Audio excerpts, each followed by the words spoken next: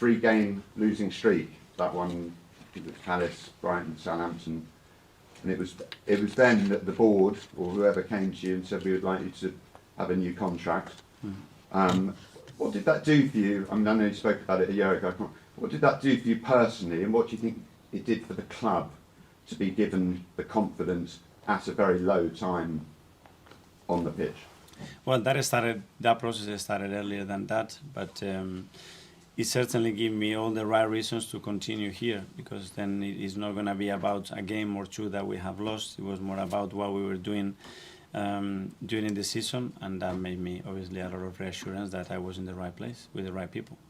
And then, I mean, obviously it fed from, I mean, that's coming from the very top, and it runs through the whole club, and obviously the players can feel it. I mean, if you look at your record since those 3 games, those 3 defeats, I mean, it is pretty extraordinary your win, the amount of wins you've had in the league. I think it's 28 out of 36 games, and that, I know, is it too simplistic to say it was just based on that one decision? But because I appreciate a lot of work, but it gave, presumably it gave the momentum or kept it to push forward. Yeah, obviously it gives you a stability, and it gives you even more drive and motivation. Then I think we have as well a better team, better players, we are better equipped, we have one more year of experience altogether. The support, the environment that we have created is very helpful. I think it's a contribution of many factors that have led to this happening. Yeah, Mikel, just on that, you mentioned earlier about the 12 managers sacked this season. So it's quite rare to have an owner and a board that, even when there's a little bit of a wobble there and there'd been the bad start to the season, to have an owner and a board with the vision to say, actually, we can see where this is going and we'll stick in.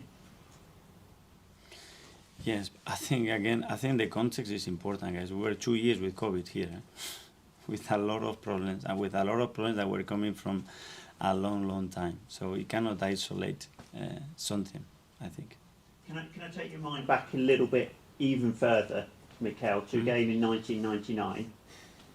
You played for Barcelona, first team, against Hertha Berlin. I don't know if you remember it. Yeah. A friendly game, yeah? Mm-hmm. You came on as a substitute. You remember who you came on for? Yes, Pep. Yeah. For sure. It must be weird, I know you've been over this bit, but how your lives are so entwined. You couldn't have imagined, age 17, that this guy...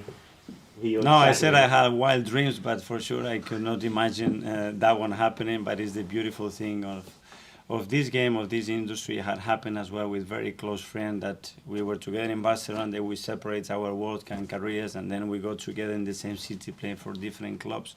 It's just beautiful. Did you play well? Sorry? Did you play well in that game? I'm going to say yes. I don't know. There's no video. No evidence, so yes. Man of the match. Lastly, to have 2 Spanish, Basque and Catalan coaches, but 2 Spanish coaches at the top of the English league, if we had that in La Liga, we'd be super excited. What is it about the culture in Spanish coaching that has had such an influence throughout the world in the last 20 years? I don't know. I think the education of the coaches, the influence, and then giving the opportunity as well to coach top players, because at the end is what we have to do, and the game and the success depends on the quality of the players that you have, on the quality of the people that you are surrounded with, and the structure that you have at the club. And I think we are all feel really privileged to be where we are. One last one. Mikel, you mentioned signing players who are adapted to the league. I'm just wondering what you think they bring as opposed to other players.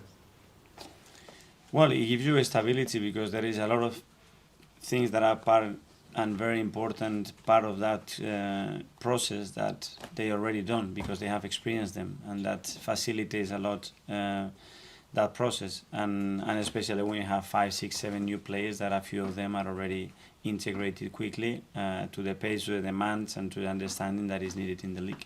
Is that something you consciously decided a year or 2 ago, that you needed more of that experience? Well, we knew that obviously with those players that was going to get what we hoped, that it's been proven that it was the right decision. It sounds like Trossard is one of those. What kind of strength does it give you that Arsenal spread the kind of goals and assists around so many different players when other rivals are kind of relying maybe on 1 or 2? It's really positive, and we want to take the individual games to to the maximum of their capacity, and in order to do that, first they have to be on the pitch, which they have been, and then they have to perform to that level. But sharing goals is something that we needed to improve massively, especially from midfield as well, something that we've done better. And then the unpredictability that causes in the opponent obviously is an advantage.